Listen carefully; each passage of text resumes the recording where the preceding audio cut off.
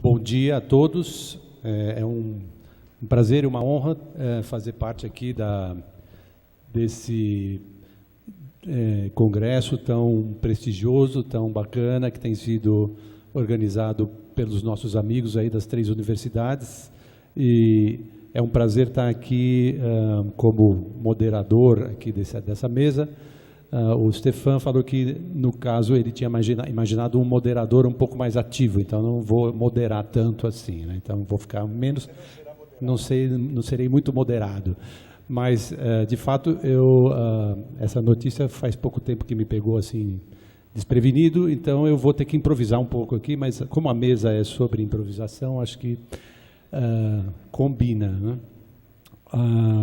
Eu queria só, acho que seria bom, eu não sei se todos vocês participaram da jornada de ontem, né? Mas só para fazer, acho que seria bom fazer uma pequena apresentação aqui dos 3 que participaram e sobre os assuntos que eles falaram, né? Então, o professor Clément, pesquisador em musicologia do IRCAM, na França, e ele falou ontem sobre cognição da improvisação coletiva, da improvisação livre coletiva, né? O professor Tiné, que está ao meu lado, que é intérprete, improvisador, guitarrista, professor de música no Unicamp, fez uma discussão sobre pesquisas em interação na improvisação em música popular. E, finalmente, o professor Sérgio Cafejan, é compositor, professor de música na Faculdade de Santa Marcelina e também é pós-doc lá na USP, né? Ele falou ontem sobre determinação e indeterminação, 2 pontos, o espaço da improvisação nas obras abertas. Então, só para a gente localizar, né, saber, como disse o Stefan, que os assuntos que foram trazidos ontem, eles são transversais, eles todos se relacionam com a improvisação, mas são abordagens que são complementares ou dialogam com a improvisação, mas não seguem o mesmo tipo de abordagem, né? Então, brevemente eu rabisquei aqui algumas ideias para encaminhar algumas perguntas que talvez possam nortear o debate aqui, né? Vou falar um pouquinho mais lento, até para o tradutor não sofrer tanto com as... Então, eu pensei em abordar o seguinte assunto que me interessa pessoalmente, né? Não faz muito tempo, acho que historicamente a gente pode falar assim, que de umas 2 décadas para cá a improvisação começou se tornou um assunto de grande interesse, né, acadêmico nas escolas de música, né? Não era assim, né? Pelo que eu me lembro, por exemplo, quando eu estudei, esse assunto era um assunto ausente totalmente das universidades aqui no Brasil, e não se estudava, talvez na Unicamp, por conta do curso de música popular. Mas nas outras universidades que nem tinham música popular, essa ideia de trabalhar a improvisação estava ausente. Então, percebo que de umas, vamos dizer, 2 décadas, posso estar sendo não muito preciso, para cá, pelo menos no Brasil, a gente viu um interesse muito grande que foi crescendo, né, na área de música, mas não só na área de música. Então, a gente vê que várias áreas, por exemplo, na música, a improvisação sempre foi um assunto da educação musical, né? Por parte de educadores que trabalham com a improvisação como uma ferramenta para a educação. Então, a gente vê o trabalho do Kohreuter, que já falava há muito tempo sobre isso, né? Então, o pessoal da licenciatura sempre teve esse assunto como um assunto importante. Mas, daí, a improvisação começou a invadir outras áreas, né, do estudo acadêmico na universidade, né? Então, a própria composição, né, a musicologia, a etnomusicologia começou a recuperar isso como uma coisa importante, né, estudos que foram sendo feitos. A música contemporânea começou a incorporar isso, né? Claro que John Cage já trazia algumas coisas, mas que... e até algumas obras de Boulez e de Stockhausen trabalham com ideias de improvisação, mas essa ideia da improvisação livre, por exemplo, que vem por outros caminhos, invadiu, né, do meu ponto de vista, eu não sei, pode ser até que os meus colegas aqui discordem, mas eu estou jogando como uma provocação. Nos últimos 10 anos, eu presenciei assim, uma quantidade enorme de congressos, publicações, encontros, simpósios, todos voltados, alguns até exclusivamente ligados à reflexão sobre improvisação livre. Eu participei em Praga, em 2014, que era só dedicado à improvisação livre. Estavam lá presentes o George Lewis, né, que é um improvisador trombonista que inventou um software de improvisação, que é o Voyager. Estava lá a Joël Leandre, contrabaixista que se dedica à improvisação livre. Estava lá a Pauline Oliveiros, que é uma compositora, infelizmente faleceu há alguns anos atrás, uma compositora e improvisadora, e houve uma improvisação livre magnífica lá, juntando os três, que foi o concerto de fechamento do evento. Então, por conta disso, desse cenário que eu acho que na música ficou muito claro e muito forte, me parece que a improvisação passou a ser assunto também em outras áreas, na filosofia, nas ciências cognitivas, no uso de tecnologia. Deixa eu ver, eu até marquei aqui, só para não esquecer, né? Na análise mesmo, né? Esse encontro, por exemplo, que é de teoria e análise, que é abordar a improvisação, né? Na psicologia, enfim, a improvisação parece ser um campo privilegiado de estudos interdisciplinares, me parece, né? E eu fico muito contente com isso, porque eu tenho participado disso de uma forma ativa, né? Então, tendo isso em vista, né, eu queria colocar aqui algumas questões para os nossos colegas aqui, que eles podem ou não abordar. Por que será isso, né? Por que será que a improvisação, que foi durante muito tempo na história da teoria e da análise musical meio que desprezada ou deixada de lado, passou a ter tanta importância hoje em dia, né? Ela tem muita importância, né? Não só a improvisação livre, mas em vários contextos. Será que existe uma crise da composição contemporânea? Existe algum movimento de empoderamento do performer? Existe uma... Né? Eu jogo algumas questões sobre isso, né? Isso seria uma questão para ser, se os colegas quiserem desenvolver, né? Aí, outra coisa importante, me parece, como a gente está aqui num congresso sobre análise e teoria, o quanto vale a pena analisar, estudar os produtos sonoros da improvisação, vamos dizer, a obra que resulta da improvisação, se eu gravei, sei lá, ou vale mais a pena analisar os processos. Eu sei que processo, né, acho que foi abordado por todos os três aqui, essa ideia de processo e obra, né, essa dualidade aí, né?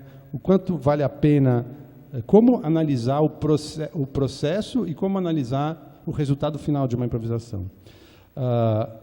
Eu pergunto isso também, se é importante, eu acho que mas o quanto que a gente acha importante analisar os contextos históricos e sociais, os agenciamentos, as energias, os afetos, as singularidades e, enfim, a dimensão política desse crescimento das práticas de improvisação, da reflexão sobre improvisação, né?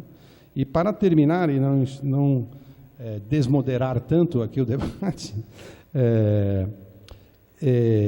em que medida vale a pena falar sobre, avaliar, julgar o objeto música que resulta da improvisação livre, né? Ou se nada disso vale muito a pena? Dá para avaliar? Como é que é isso, né? Então, desculpe, eu joguei muitas questões aqui relacionadas à improvisação, mas que todas elas me interessam bastante e sobre algumas delas eu já escrevi alguma coisa, né? Então, eu acho que seria uma provocação para os três colegas aqui da mesa. Ok?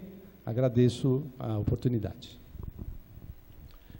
Quem gostaria de falar primeiro aqui? Então, como eu sou o moderador aqui, eu fiz todas essas provocações porque o Stefan mandou eu fazer umas coisas aqui, então eu provoquei. Agora, talvez, se vocês quiserem primeiro falar o que vocês tinham preparado, porque, né, enfim...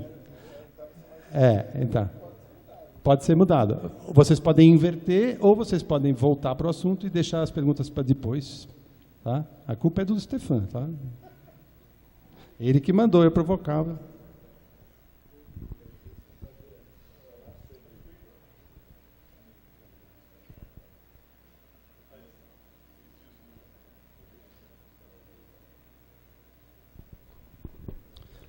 Estraguei tudo.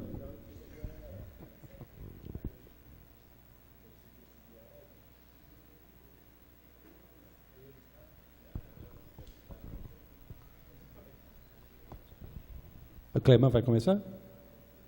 Ok?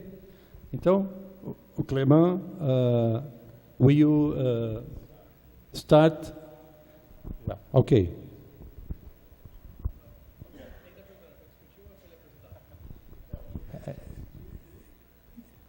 You know.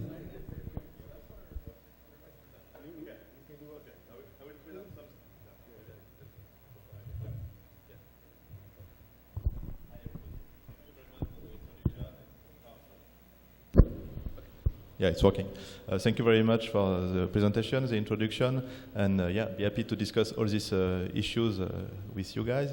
But maybe before, I just want to show, like maybe for 5, 6, 7 minutes, maybe, I don't know, a few examples of the kind of research I'm doing on improvisation at IRCAM. So maybe also we'll have some more material and more questions and issues to discuss.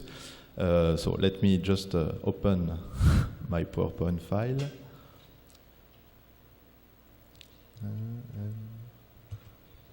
Do you know, like this? Yeah. Okay, so as you just said, yeah, I think that it's very important to make this distinction between studying and analyzing improvisation as a product or as a process. And I think it's two very different things. Of course, you can't analyze and understand one without the other, but it's two very different ways of approaching and thinking about improvisation. So should we think of improvisation as sequences of pitches, rhythms, timbres, textures, like any other kind of music, and just try to understand how such pitches, such rhythms are organized in time? So that will be to analyze the product. Or should we reflect on how the process of improvisation is conducted? So what are the cognitive processes, cognitive strategies that underlie such a complex, very complex action that is improvisation. So my own research focus on this second aspect, so I'm very much interested in trying to understand improvisation as a process, so what it is to improvise. And even more specifically, I'm focusing on understanding the process of collective free improvisation. So how do musicians who don't share any kind of pre-existing referent manage to improvise together? And the point I want just to throw in the discussion for today is that I think studying the process of collective free improvisation is a really interesting way to do two things. First, when we study the process of improvising together, of freely improvising together, we can highlight aspects of musical practices that are not so well studied in the rest of musicology or in music psychology. And for example, I will just give one example of this today. We can try to understand what are the communicational and relational processes that are at play in musical interaction. So we can try to understand how music can communicate, can express different kind of intentions that have social undertones, if you like. Okay, so that's the first thing we can do when we study, when we reflect on improvisation as a process. And the second thing we can do, I think, is that we can address much broader questions. You said that improvisation started very like a niche study, very narrow, and it spread more and more in the music in general, but even in much more general areas of research. I mean, we just need to think that there are improvisation everywhere. When we engage in a conversation, we're improvising. So we are improvising in a great deal of our everyday lives. So I think that studying musical improvisation is also a kind of laboratory to reflect more generally on how do we improvise in our everyday lives, you know. So it's a way for me to address broader theoretical questions, and in more particular, to understand what we can call emergent coordination in complex action. So I will just speak briefly. Sorry. Okay. So I will speak a bit more slowly. Thanks. So just relating to the first aspect I just said, which is how can we use improvisation to understand the relational and communicational aspects of musical interactions. I just put here a nice quote from Ingrid Manson. She's a jazz scholar, anthropologist. She wrote this great book on jazz interaction called Saying Something. And here is what she said. In an improvisational situation, it is important to remember that there are always musical personalities interacting, not merely instruments or pitches or rhythm. It's not uncommon for players to express this musical process of interaction in interpersonal rather than musical terms. And when you listen to improvisation or when you studying improvisation, you see every day that improvisers have to negotiate in the course of their performance between each other's musical preferences. You know, sometimes when a new idea is introduced, it can be supported by the other players, but it can be also opposed, and it can be just simply ignored. So all kind of relationships are waived within the process of improvisation. So the important point here is that improvisers must be able to sonically communicate how they intend to relate to each other. So I will just play you a short video of an example of an experiment we did back at IRCAM in Paris, trying to understand if improvisers could actually communicate to each other relational intents with strong social undertones. So what we did is that we recorded a series of 100 improvised duets in which one musician was tasked to express one specific attitude, one specific behavior, one specific kind of relational intent, and the other was tasked to recognize it. He was supposed to try to recognize what the other was expressing to him or to her. So we selected 5 different attitudes, being domineering, being insolent, being disdainful, being caring, or being conciliatory. And I will just play a clip of 4 excerpts, 4 different kinds of interaction, where you will see a musician trying to convey, trying to express one of these different relational intents that I just told you about.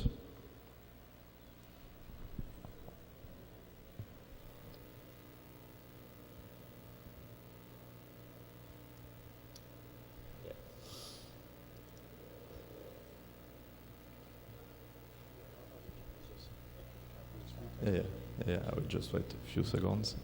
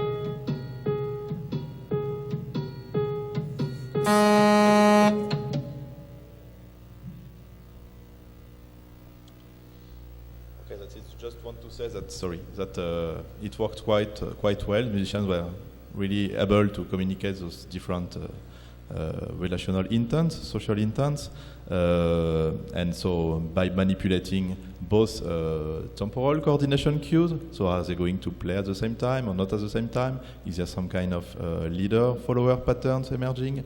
And also manipulating vertical cues, so what are the harmonic relationship between the two parts? Are there fusion-like, independent-like, in contrast? So by manipulating those two kinds of cues, improvisers and musicians more generally are able to navigate, if you will, the relational space, the social space. So that one of the stuff we can study by looking, but trying to understand what is at play in collective improvisation. I think there are many other kind of more general processes that we can understand by deeply focusing, deeply analyzing on the process of collective improvisation. But I will just stop now because I have spoke already my time, I think. Thank you.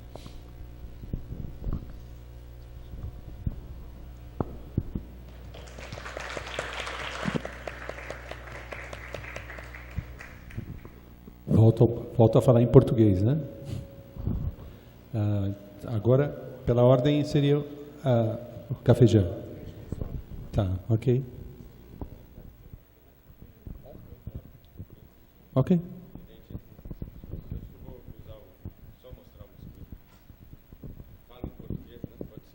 Então, vou falar em português. Bom, minha fala ontem, né, foi muito ligada a essa questão da obra aberta, né, o que seria a obra aberta, o que seria a improvisação na obra aberta, se existe improvisação na obra aberta realmente.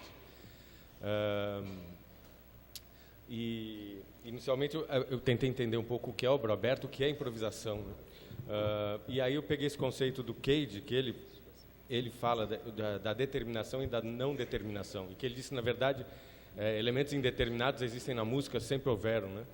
Então, quando você pega a arte da fuga, que não diz para qual instrumento está sendo tocado, qual instrumento, não tem articulação, não tem, então você pode fazer aquilo com gongos tailandeses, ou você pode fazer aquilo, sei eu, tem essa, não está determinado, as notas estão, as durações estão, mas as notas não estão determinadas. Então, essa ideia de o máximo de determinação, você tem 0 de improvisação, e o máximo de indeterminação, você tem a improvisação total, se é que existe. Eu fico até pensando na questão da improvisação livre, em que ponto... E aí a gente pode olhar o oposto, na verdade. Se tem alguma música que não tenha improvisação, mesmo uma peça totalmente fechada, você vai, o piano que você está tocando, o espaço, se é reverberante ou não, eu vou fazer mais staccato aqui, eu estou tocando numa igreja. Então, assim, você sempre vai ter espaços que não estão determinados. E talvez, mesmo um músico vai fazer uma improvisação, se ele já vai com o instrumento dele, já uma parte já está, ele sabe aquele instrumento com aquela palheta que ele escolheu, com aqueles sons que ele sabe que ele consegue tirar. Talvez a verdadeira improvisação dele seja ir num lugar onde você não sabe com quem, nem qual lugar, nem que instrumento você iria tocar. Chegar lá, tem uma coleção de coisas. Nem se é você mesmo. Nem se é você mesmo que vai tocar. Ainda isso, né? E você está aqui, mas não vai tocar. Porque a sua personalidade já traz um monte de coisa, exatamente. Então, tudo isso, comecei a pensar. Mas, na verdade, o objetivo era ver o espaço da improvisação na obra aberta. E aí eu fiz um pequeno... Isso aqui é só um apanhado de algumas partituras que foram surgindo e como esse espaço do não determinado foi crescendo. Essa primeira peça aqui, tinha uma anterior, mas a imagem estava muito ruim. São essas obras móveis, né, que surgem nos anos 50. Essa é Domaine, do Boulez. e a gente tem o Klavierstück também, o 11, né? Onde, na verdade, os fragmentos, você tem esses módulos e, segundo algumas regras, né, pequenas regras, você transita entre eles. Então, você se inicia por um e você tem, seguindo algumas regras de contraste, ou de andamento, ou de articulação, você transfere para um outro módulo. E, na verdade, aqui o espaço da improvisação é mínimo, né? A gente até fez um processo de escuta. Você está tudo determinado. Se eu vou para para esse, ou para esse depois, na verdade, né, a improvisação aqui, se é que pode existir, mas o espaço da não determinação é muito curto. Isso aqui é um exemplo da sequência do Berio, né, que na verdade você tem essa não determinação, mas na verdade não é tão... é a tal da escrita gráfica, porque uma coisa que eu acabei me focando é a improvisação no âmbito... Opa, desculpa. Vai, obrigado. A apresentação é que o PC para mim é um mistério. Pode, claro. Ok, thank you. Então, de qualquer jeito, eu quis ver um pouco como essa improvisação ou essa não determinação se deu na história, um pouco pelo viés da música de concerto. Porque eu acho que um dos caminhos que chegou na improvisação livre foi essa música de concerto e, por um outro lado, ou vários outros, a descoberta das músicas étnicas e mesmo a descoberta mas o desenvolvimento do jazz, que acabou chegando no free jazz via outras questões muito políticas também, essa questão depois que o Rogério colocou, em que âmbito a gente deve ver a improvisação livre, mas eu quis ver dentro do processo que faz uso da escrita, e como que essa escrita foi abrindo espaço para a improvisação. Então, aqui a gente tem a sequência do Berio 3, que é onde você já tem bem menos determinação, apesar de você ter muitos detalhes de como ele quer essas expressões vocais, é uma peça vocal, então é tenso, rindo, relaxado, extremamente nervoso, etc. E você tem essas questões gráficas aqui, né? Então, isso aqui não está exatamente determinado. Depois disso, você vai ter um tipo de recurso de abertura que começa a ter, que é o que eu chamei, o que a gente chama de escrita estatística ou estocástica, que, na verdade, isso aqui é a peça Mixture, onde o Stockhausen começa a experimentar um tipo de notação onde ele determina limites onde algumas coisas podem acontecer, mas como essas coisas vão acontecer, fica aberto para o intérprete. Então, por exemplo, aqui isso aqui é indicado para as madeiras, né, flauta, oboé, clarinete. Então, eles têm que escolher, só para vocês entenderem, 4 dessas frases, podem tocar em qualquer momento dentro dessa grande duração, eles podem tocar entre staccato, esse pontinho quer dizer staccato, ou legato. As pausas entre elas devem ser variadas e a dinâmica entre PP e MF. Então, eles têm uma duração aqui são 12 tempos, esses 12 tempos também para ele é aberto, são 12 proporções. Se essa proporção vai ser 60 segundos, 1 minuto e meio, 2 dias, claro que seria radical chegar em... Mas, na verdade, ele não define a proporção, mas simplesmente proporções entre essas proporções. Então, nessas 12 tempos aqui, que é definido em ensaios ou etc., os músicos têm esse espaço para realizar essas 4 frases. Se ele vai dialogar com o cara que está do lado dele, se ele vai esperar um pouco, se ele vai fazer as 4 dele em seguidas uma da outra, fica a critério dele. A mesma coisa aqui, eles têm que escolher entre esses acordes, eles sincronizam com o ataque do regente. Então, isso é um exemplo do que a gente chama de escrita estatística, estocástica. Aqui é uma página maior, né, onde você tem a página inteira também, são todos esses detalhes. Aqui, os músicos precisam tocar uma nota fortíssimo, aqui está o conteúdo harmônico, e dentro desse tempo. Então, você imaginar que isso aqui são cordas em pizzicato, tá? Também tem uma coisa, aqui ele escreve para as madeiras, aqui metais, né? Aqui pizzicatos, cordas em pizzicatos, e aqui cordas em arco. Então, o que você vai ter, por exemplo, mesmo aqui, é que aqui são 2 notas. Então, o conteúdo harmônico não vai ser tão... mas eles têm que tocar 2 vezes em staccato, em fortíssimo, uma dessas 2 notas. E eles têm essa proporção de 2. E não é para tocar junto. Então, você vai ter uma coisa... Você vai ter esses jogos de comportamentos estatísticos. Aqui, isso aqui eu já mostrei, só para vir mais perto. Aqui, por exemplo, também você tem. Então, aqui você já tem um espaço um pouco maior para a improvisação e um pouco maior para a questão da interação. Então, o músico, eles acabam reagindo ao que o outro está tocando, ou reagindo ao que está soando naquela situação estatisticamente proposta. Aqui é uma outra parte também de mixtura, aí já é bem mais gráfico, né? Então, altura altura é pitch e frequência, e o eixo horizontal é a localização no tempo. Aí, partindo disso, a gente chega numa obra de John Cage, que é muito próxima, né? Você já começa a ver. Então, aqui é o Songbooks do Cage. Mas já tem muito mais liberdade. Então, se aqui... aqui já está bastante aberto, né? Mas aqui, o que a gente chama improvisação, ou o que a gente chama não determinação, então, tem pouquíssima determinação. Se é vogal, se é consoante, se esse âmbito que ele está querendo aqui é um âmbito de 3/8, ou isso é um âmbito de um meio tom, né? Ou é qualquer coisa assim. Estou lendo esses primeiros trechinhos aqui. Se eu estou improvisando, eu estou ocupando os espaços que foram abertos pela não determinação que ele propõe aqui. Aqui a outra é a área famosa, né? Que inclusive essa área é anterior à peça do Berio, também feita para Cat. Aí as projections e etc. Aí você chega, por exemplo, nas do Calder, que aí já são gráficos, né, umas coisas muito bonitas, e pouquíssima coisa está... E é engraçado que ele bota aqui um pentagrama, mas quase só para dizer, olha, é música, mas... na verdade, isso aqui eu posso interpretar isso... Então, a abertura aqui é gigantesca, posso interpretar isso como dinâmicas, como pitches, como massas sonoras, como intenções, como até se a gente for pensar negociações pessoais, né? Então aqui então é realmente muita abertura. É duas do Cage. E aqui uma do Cage, onde na verdade é a Fontana Mix, onde a partitura consiste de folhas transparentes, onde o intérprete ele é convidado a montar. Então você tem uma transparência com os pontos, uma transparência com as linhas, essas linhas escuras, uma transparência com as linhas claras, uma transparência com as linhas pontilhadas, e esse grid aqui, e a partir dessa junção... Agora, uma coisa que acontece, essas peças têm muitas regras, são páginas e páginas de explicação. Então, a leitura disso é extremamente não aberta.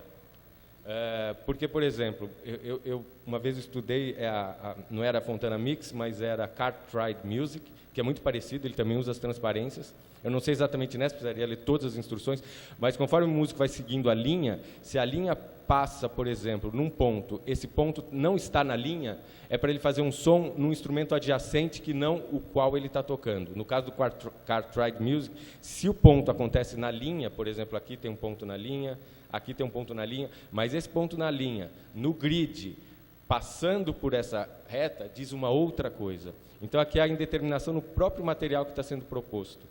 A própria, né, a dissolução até da autoria ou do autor, etc. E aí, finalmente, para encerrar, estou chegando no fim, porque talvez eu esteja errado, e aí isso entra um pouco já com o que o Rogério estava falando, da onde surgiu, né, a questão dessa improvisação livre, né, que eu acho que foram várias forças que foram linhas de direção que foram chegando nela. Uma delas, eu acho que veio um pouco dessa música intuitiva que Stockhausen começa a fazer, depois de experimentar com a música estocástica, com a música mobile, etc. Ele começa a compor obras que consistem em símbolos de mais e menos. E a maioria delas começa com um gesto sonoro, criado num receptor de rádio, de ondas curtas, e aí, a partir desse gesto, os músicos, a partir dos símbolos, vão transformando aquele material musical inicial pela escuta. Então, aí, a partir disso, eles vão pegar esses símbolos mais, rapidamente, que quer dizer, esses 4 layers, um quer dizer altura, o outro quer dizer dinâmica, o outro quer dizer número de membros, né, ele chama de glids, né, membros que tem essa frase, e registro. Então, mais na dinâmica seria fazer isso mais forte, mais na duração, nesses membros, botar mais, explorar mais, então seria... Eu estou aumentando isso. Eu posso transpor, eu posso abrir o âmbito. Quando aparece em um só, esse menos, quer dizer menos de alguma dessas categorias, você pode escolher se é menos dinâmica, se é menos duração, se é menos pitch, se é menos... uma dessas 4.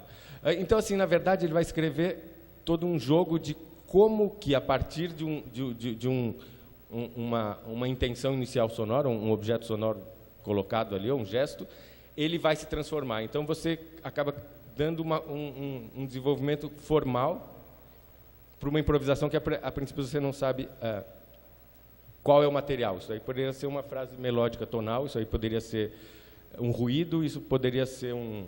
Então você vê exemplos de algumas dessas peças sendo tocadas pelos mais diversos instrumentos, alguns na voz, alguns com... Porque é uma peça para um solista, o que ele está tocando, o que ele vai fazer, como que é. Só que também são peças cheias de regras e rules, etc. E, posteriormente, ele sai dessa fase aqui, desses mais-menos, e chega no auge da abertura. E aí eu ainda estou pensando, gente, essa questão da abertura, do determinado e do indeterminado. Né? O que está determinado nessa partitura, nessa proposição, e o que não está. Ele chega lá nos Aldesibenstagen, né, os 7 dias da semana, onde as partituras consistem em textos bastante místicos, né, acho que vocês já viram, acabei não pegando nenhum exemplo, é difícil de achar, onde ele pede para... são peças que ele escreve para um grupo que ele já trabalha há 10 anos, essas peças foram feitas com eles, e aí são peças, toque na vibração da sua perna, toque um som na vibração do seu pensamento, toque um som na vibração do universo, misture essas vibrações. Toque um som tendo a certeza que você tem todo o tempo do mundo para tocar esse som. Pare quando você achar que precisa parar. Então, são textos que convidam a ideia dele é que ele incitaria os músicos a entrarem em estados meditativos, e a partir dessas meditações eles entrariam em acesso, e aqui ele já fala um pouco, ao que ele chama de suprarracional, seria a intuição como a grande força motriz da música. Que energia para ele? Que energia mobiliza a música? É a energia intelectual ou é a energia intuitiva? Então ele vai falar que a grande, que na verdade, aí ele vai falar umas coisas que o homem estava no momento de dar um salto para uma, mas a questão da intuição. Então ele vai falar da rapidez da reação, ele vai falar da telepatia entre os músicos que estão tocando, ele vai falar da antecipação do que está vindo na situação musical, e que o músico ele liga essas antenas, esses 6º sentidos dele, e toda a escuta, o corpo, a intenção, e mesmo tudo que o learn ability, mesmo as habilidades aprendidas, vão estar em função dessa suprarracionalidade ou essa intuição. Se a gente for escutar ou pensar, uma coisa que é interessante, aí entra um pouco essa ligação, eu não sei se está bom ou está ruim, mas essa ligação com a improvisação livre. O Vinko Globokar, que é o primeiro que montou na Europa, um dos primeiros grupos de improvisação livre, fez parte desse grupo dele durante 10 anos. E trabalhou todas essas obras. E, inclusive, vocês falaram ontem do texto, alguém falou do texto do Vinko Globokar, os 5 parâmetros, quem acha que foi o Lucas? Os 5 parâmetros da improvisação. Então, é a escuta, a imitação, a transformação. São 5 parâmetros, eu queria até ver esse texto, mas, na verdade, são coisas que eles trabalhavam aqui. A partir disso, Stockhausen volta para a coisa mais tradicional possível, em termos de escrita, começa a fazer o ciclo Licht, faz a peça Mantra, que é uma peça totalmente escrita. Então, ele realmente abandona tudo isso. Ele ainda faz algumas peças dos anos 70, mas, na verdade, ele abandona e volta por uma escrita totalmente 100% determinada, mas aqui abriu um caminho, e eu acho que, nesse momento, juntando com o que estava vindo da improvisação, do free jazz, dos movimentos sociais, do empoderamento das pessoas, de uma recusa também de uma hierarquia que a música erudita traz muito forte, o compositor, o intérprete. Então, assim, vários questionamentos estavam sendo levantados que eu acho que fizeram florescer isso que hoje em dia está cada vez mais, como o Rogério ressaltou, tendo mais importância em vários aspectos sociais, cognitivos, políticos, de estudos acadêmicos, campos de saber. Então foi um pouco isso que eu falei ontem. E essa foi a minha colocação.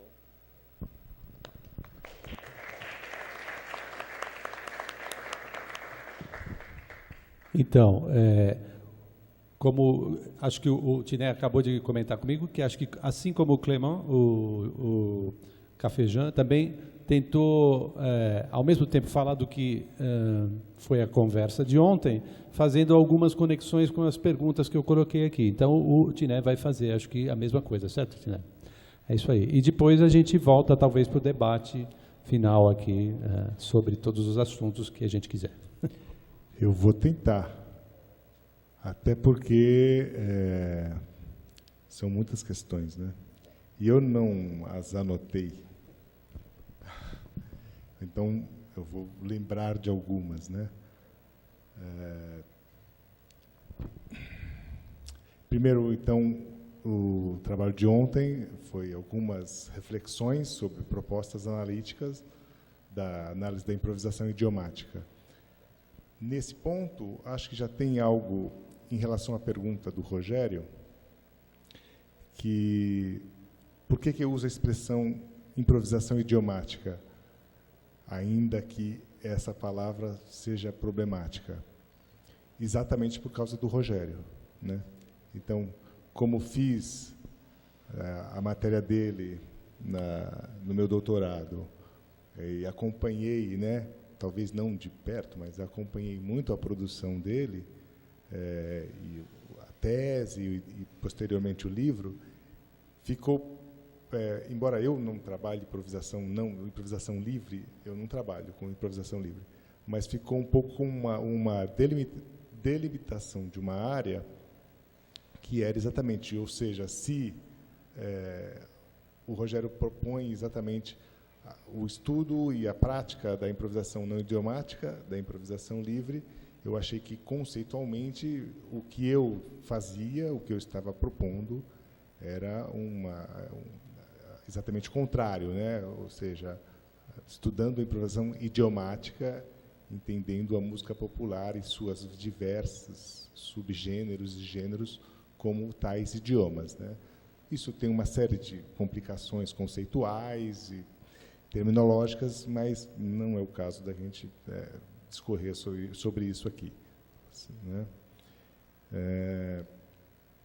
O importante, para resumir o trabalho, a apresentação de ontem foi que eu elenquei uma série de trabalhos que muitos dos quais eu fui banca, né? Mas nenhum desses foi orientado por mim, nem feito por mim, né?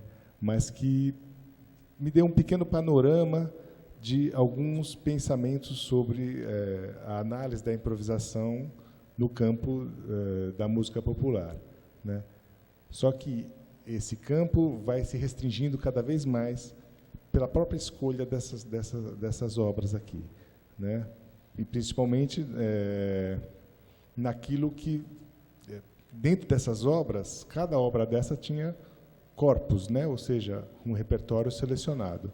E eu fiz uma seleção dentro dessa seleção. E o que isso apontou nessa seleção? Para uma forte presença da questão do compositor, o músico, sei lá o quê, né? Whatever, para o Hermeto Pascoal, né? Ou seja, em última análise, por trás desses vários exemplos que foram selecionados desse trabalho, estava o Hermeto Pascoal, e estando o Hermeto Pascoal envolvido, né, está aquela questão do que se veio a chamar a escola Jabur, né? Acho que o termo, de uma certa forma, já foi aceito.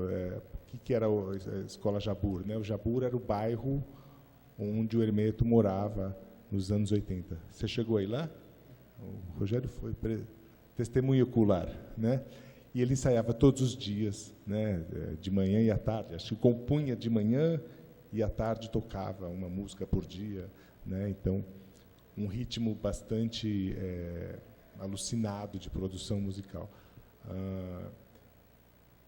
Então, eu vou mostrar brevemente o que as questões, que essas abordagens fazem, né? Essa não é a abordagem do Prandini, né? Essa transcrição está no livro da dissertação do Prandini. Aqui era uma proposta mais minha de se apresentar alguns traços melódicos, alguns traços de musicalidade. A intenção aqui, nessa abordagem, era principalmente apresentar traços da musicalidade nordestina, né? Principalmente com esses numerozinhos, né? Traços 6/1, né? Quer dizer, eu queria demonstrar com essa análise que, além de ele fazer uma improvisação, ele fazia uma improvisação dentro do terreno da música popular, do baião, mais especificamente, e que, mesmo assim, né, não é só uma questão de acerto de escala e acordes, é uma questão de uma musicalidade que está sendo colocada dentro dessa regionalidade, que seria, no caso, o Baião, o Nordeste, aquilo que o Acácio Piedade chamou de tópica nordestina na sua proposta de aplicação das tópicas para a música popular, né? Então, no caso, a intenção um pouco era trazer esses traços nessa análise, né? Eu apresentei algo semelhante no terceiro ETAM, que foi o único que eu participei, né? Então, mas não foi essa a análise, certo? Bom, então veio uma série de exemplos, né, a partir desse, porque o que me incomodou nessa proposta aqui, né? Me incomodou exatamente o fato dessa abordagem não se preocupar com a interação na improvisação, né? Então, eu comecei a ficar preocupado com que a análise simplesmente de um solo, ela não está levando em questão como os outros instrumentos se comportam, né, a partir disso. E, de uma certa forma, a partir, principalmente desse trabalho do Rafael Ferreira, foi um trabalho bastante profundo sobre a questão da interação, né? Ele usou como ferramenta uma coisa que ele tirou da biologia, que é a sistêmica, então, uma problematização a partir da sistêmica, né, para entender a improvisação aqui, né? Então, houve esse exemplo, ouvimos esses exemplos ontem.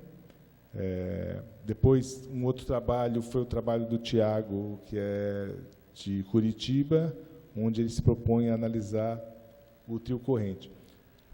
O que eu achei interessante aqui, dessa passagem do Hermeto para o trio corrente, é que o Rafael trabalha com transcrição integral de todos os instrumentos. Aliás, um trabalho hércules, né? Realmente, a bateria está transposta ao piano com os voicings específicos que o pianista está tocando.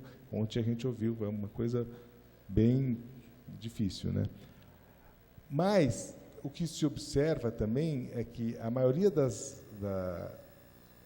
interações se dá, por exemplo, na mudança de gênero, ou seja, está se improvisando num samba e a partir de algo que o solista propõe se muda para frevo, né? Então isso acontece muitas vezes, né? Então o Rafael se debruça sobre isso.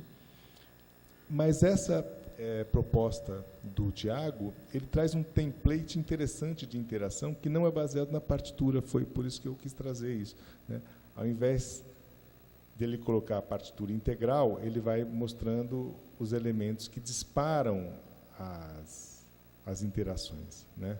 Então ele vai colocando, e claro que ele, assim, ele também se aventura a colocar funções nessas interações, funções ligadas, que ele usou os termos do Jacobson, o que, enfim, seja questionável, mas o que eu achei mais interessante aqui foi esses gráficos, né? E ontem a gente ouviu a música acompanhando o gráfico e presenciando essas interações, né? E aqui o pensamento dele era principalmente a partir da polirritmia, ou seja, a polirritmia como o fator de ignição da interação, certo? Depois ouvimos uma versão de Round Midnight por um grupo também que teve bastante inspiração no Hermeto, que está no trabalho também daqui do Ramon Del Pino, que é um trabalho... o trabalho do Ramon Del Pino começa exatamente com essa questão. Ele queria analisar a interação na improvisação no grupo do Hermeto Pascoal, mas descobriu que o grupo do Hermeto, nas gravações, não gravavam ao vivo. Então, a própria hipótese se desfazia, porque como que eu vou analisar a interação se eles não estão tocando ao mesmo tempo, certo? Então, ele procurou outras coisas, dentre eles fez esse grupo. Achei interessante também aqui apontar uma prática que havia no grupo do Hermeto, que era tocar standards de jazz em ritmos brasileiros, né? No caso, eles tocam Round Midnight em 7/8, etc. Alguns exemplos para mostrar para vocês de simultaneidades de acontecimentos na improvisação e também para mostrar essa questão que eles das transcrições literais, né? Essa aqui é a questão da mudança de gênero, né? Tá tocando em samba e passa para frevo. Desconstrução de gênero. Uma outra proposta aqui interessante, que é ver o tamanho das frases em relação à quadratura, né? E a questão da interação. Então, uma dos pontos que o Rogério levantou foi um questionamento, né, do porquê os trabalhos sobre improvisação se intensificaram, né, por que eles ficaram mais presentes, né, na musicologia, de uma maneira geral, na musicologia no Brasil, né. Assim, do meu ponto de vista, eu às vezes penso assim, né, pela trajetória, né, de que o próprio trabalho do Rogério foi um fator de ignição para isso, né, no contexto que eu estava, onde eu vivia, né, eu acho que isso foi muito importante, né, como um marco, né, definidor de um campo. Só que no campo da música popular especificamente, eu acho que o que passou a acontecer foi exatamente isso, né? Uma preocupação não na improvisação, mas sim na interação na improvisação, né? Quer dizer, pensando que a improvisação, de uma maneira forte na música popular, acontece em grupos. Então há depois uma preocupação de como se analisa, como se aborda, né, a improvisação, pensando que ela é o resultado de um processo. Até em livros de transcrições como John Scofield, né? Até quando no meu passado mais roqueiro, né, eu comprei o livro e aí vinha a transcrição dos solos do John Scofield, né? E no texto dele ele apresenta, olha, essas transcrições não fazem muito sentido sem você ouvir tudo, porque está acontecendo interação. E, nesse sentido, né, me parece que, na musicologia de jazz, especificamente, essa preocupação já é anterior. Então, foi quando eu encontrei esse musicólogo aqui, o Benjamin Kivan, em que ele vem mostrando que essa preocupação com interação na improvisação do jazz já advém desde dos anos 90, né? E também se preocupa com algumas significações extramusicais que tem na improvisação. Então, nesse sentido, vai um pouco no seu pensamento do significado social e político dessas atitudes, né? Então, ele aqui é interessante, né, que ele vai falar aqui, né, o surgimento de uma ideologia coletivista popular, privilegiando a sabedoria, né, das multidões, né, sobre o expertise e o conhecimento independente e individual, né, no jazz e na música improvisada em geral, surgiu como uma metáfora do empoderamento da habilidade humana de dissolver problemas através da espontaneidade, né, através de organizações comunitárias, ações comunitárias, né. Improvisações acentuam coisas como a responsabilidade, interdependência, confiança e obrigação social, e se alinha com um projeto maior de direitos, né, promovendo a cultura de uma responsabilidade coletiva, dispersando um pouco a autoridade, né, e de uma democracia autoativa. Então, é interessante porque já convergia com o seu questionamento essa questão. E, então, ele começa a pensar realmente nisso, né? Por que essa preocupação com a interação, com esses estudos já vem vindos desde os anos 90, e, inclusive, começa a fazer uma crítica, né, um pouco sutil, né, à questão dessa valorização da interação, no sentido de que nem sempre, no jazz, sobretudo, né, a interação era a questão principal. Ela acontecia, mas não é o principal foco, e, de uma certa forma, na escola Jabur, né, onde a gente já tem vários níveis de aculturação do jazz no Brasil, na escola Jabur, em grupos de improvisação em geral, para quem pratica essa música, né, a gente viveu isso, né. Você pode até relatar um pouquinho daquilo que deu nisso. Ontem pedi para que o Sérgio relatasse do armazém. Isso vem como uma bandeira principal. Quando vamos improvisar, pensamos a interação, temos que interagir, né? E o que o Benjamin coloca é que talvez isso seja um exagero, né? Uma espécie de uma lupa aumentada, onde você está superdimensionando essa dimensão, que é uma dimensão possível, né? Então, basicamente é isso, né? Eu dialoguei onde deu para dialogar, mas acho que a gente pode dialogar mais agora, né? Num debate mais. Tá? Obrigado.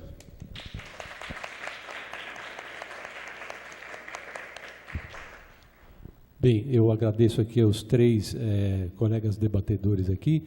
Eu fui informado que, infelizmente, nós estamos atrasados.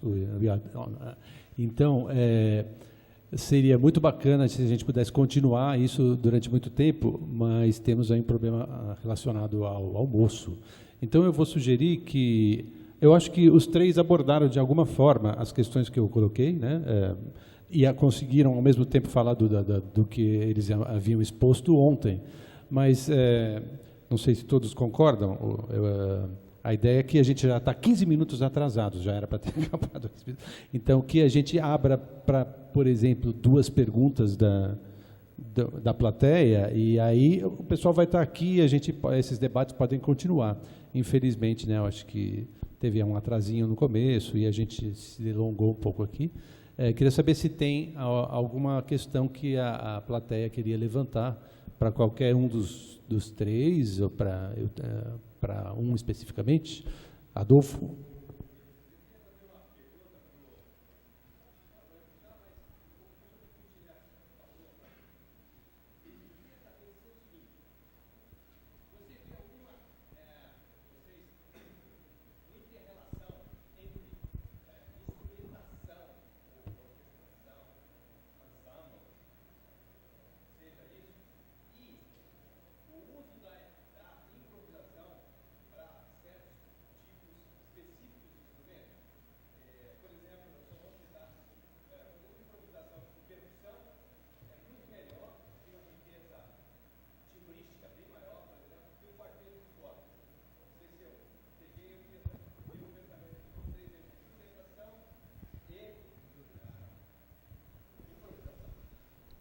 Quer responder, Tiné?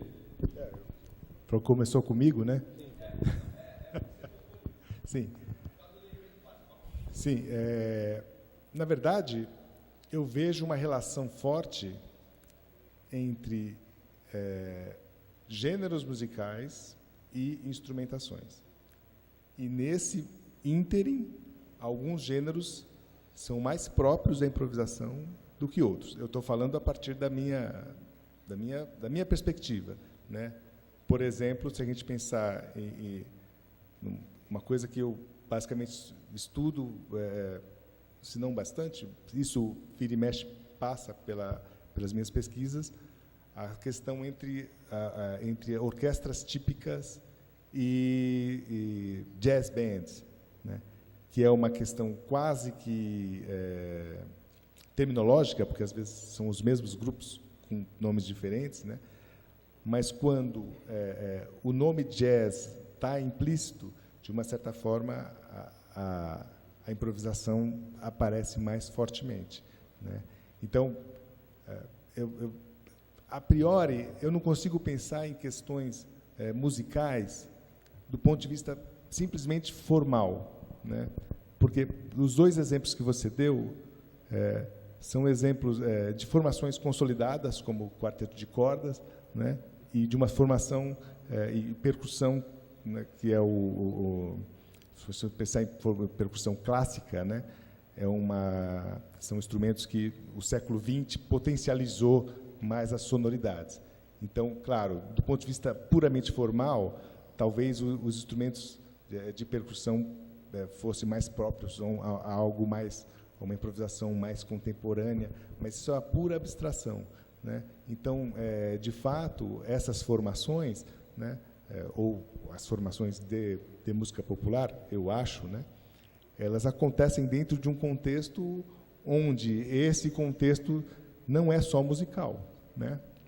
Então, pensando na pergunta um pouco do Rogério da questão dos empoderamentos e da presença política da improvisação, Quer dizer, é claro que se você pensar em algumas performances de jazz, né, elas têm uma dimensão política porque tem uma infiltração na sociedade que, às vezes, uma dimensão puramente formal, ela vai ficar, num campo de pensamento teórico, mas onde a dimensão política, ou a dimensão cultural, vamos dizer assim, de uma certa forma, vai ser de mais difícil penetração. Claro que pode ser algo de uma experiência, né? Mas eu não vejo muito o quanto uma improvisação... Podem ser as mesmas coisas, né? Você pode ter improvisações propostas para essas duas formações, mas isso é uma questão conceitual, né? Eu não vejo como uma questão factual. Entende? Se alguém quiser responder. Alguém quer responder também? E daí a gente passa para a última pergunta. Eu concordo com o Paulo, só para dar uma... Eu acho que sim, que no grupo que a gente trabalha lá, a Orquestra Errante, a gente tem instrumentos de percussão, tem um contrabaixo acústico, tem violino. Eu acho que um quarteto de cordas pode improvisar com tanta riqueza quanto um grupo de percussão. Acho que o que acontece, acho que o que o Paulo Tiana está falando, um quarteto de cordas, geralmente os músicos que são... têm dificuldades, os instrumentos não, os instrumentos são ricos pra caramba, tem um monte de recursos, né? Então, se você tiver um quarteto de cordas que os 4 queiram fazer improvisação livres ali, agora, é difícil fazer o quarteto querer improvisar, né? Geralmente eles querem ler, mas aí acho que há exceções, né? Assim como também percussionistas, os percussionistas parece que eles nascem muito na música contemporânea, tem sempre relação com música popular, onde essas coisas acontecem, né? Mas eu não queria me delongar muito, porque daí o almoço vai ficar frio aí. Tem mais alguma pergunta, gente? Lá.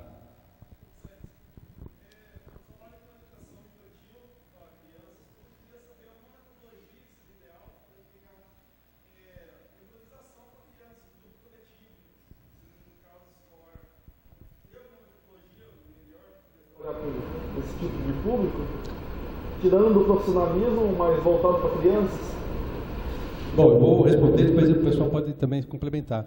Tem uma rica literatura da educação construtivista, vamos dizer, mas, assim, na USP a gente tem, eu sei que na Unesp também, na Unicamp, os professores estão produzindo, e seus orientandos estão produzindo muitos trabalhos relacionados à utilização de metodologias ativas e criativas para o ensino da música. Então, eu te recomendo, por exemplo, os livros todos da Teca, da Maria Teresa de Alencar Brito, ou Alencar de Brito, eu nunca sei. Mas todos os livros da Teca, de alguma forma, vão propor e vão exemplificar as práticas que ela leva dentro de sala de aula com crianças e tudo. Muitas coisas vêm do Reuter também, né? Tem as outras metodologias um pouco mais antigas, por exemplo, o método Orff, que trabalha com improvisação, Willems também, mas coisas bem brasileiras, bem calcadas nas experiências que a gente desenvolveu aqui, tem bastante coisa. E a Teca tem vários livros dela que trabalham com isso. Talvez o pessoal que possa indicar outras coisas, mas eu já posso te indicar a Teca, que é colega nossa lá, se aposentou, mas continua com um trabalho bastante ativo nesse sentido. Eu acho que tem já desde os anos 60 o tal do segunda geração de educadores, os métodos ativos. Começou lá com o John Painter, com o Murray Schafer, mas eu acho que se você procurar, dar um search, tem o trabalho da Teca, tem uma moça, acho que se não me engano, chama Bernadette Zagonel. Ela tem um livro incrível, muito bacana, e ela estudou na França, então ela trouxe muito lá do Delalande, trouxe muito do que eles estão estudando lá, mas ela fez um livro, são 36 propostas, exercícios, não é um método exatamente, você pode escolher, que são muito, muito bacanas, que trabalham com vários tipos de estímulos para improvisação, então, muito bacana. A Marisa Rezende, eu sei que o ano que vem ela está para lançar um livro também dos trabalhos do Porena, que é um cara Boris Porena, um italiano, que fez também, é bom ficar atento, que ela e eu acho que o Adriano, a Adriana talvez saiba, tem um rapaz que trabalha na Unesp que também tem divulgado muito e trabalhado muito com esse material aí. Então, assim, tem muita coisa, muito mais até, na nossa já está bastante rico a área, mas na de educação musical realmente está bem avançado, com muito material. Bom, fui aqui avisado que eu tenho que terminar aqui a banca. Eu peço, lamento que a gente não possa continuar, mas agradeço muito a presença de todos, né? Seria muito legal se a gente pudesse ter um debate mais estendido, mas acho que o pessoal vai estar aqui, acho que à disposição de vocês para conversar. Eu agradeço a presença do Tiné, do Clément e do Cafejan, e agradeço o convite do Stefan para eu coordenar essa mesa aqui, e obrigado e bom almoço para vocês.